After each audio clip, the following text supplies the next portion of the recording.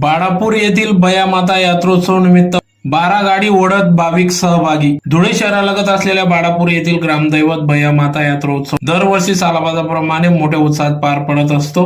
या ठिकाणी बाहेरगावी गेलेले भाविक आपल्या गावी परततात व 12 गाडी ओढणे या बयामाता यात्रोत्सवात सहभागी होत असतात। तर पूर्वी परंपरागत चालत आलेल्या 12 गाडी ओढण्याचा परंपरा ही पूर्वीपासूनच चालत आलेली असून ती आजतागायत चालू आहे। आज दिनांक 30 एप्रिल 2025 रोजी अक्षय तृतीयेच्या मुहूर्तावर यात्रोत्सव पार पडत असतो।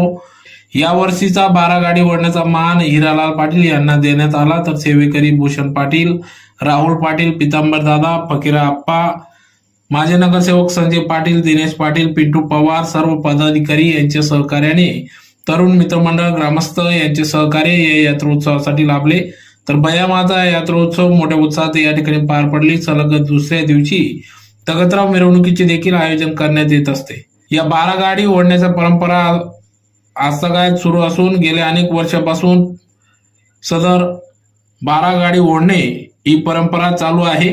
या ठिकाणी भाविक मोठ्या संख्येने येतात व या 12 गाडी ओढणे बयामाता यात्रोत्सवात मोठ्या संख्येने सहभागी होत असतात।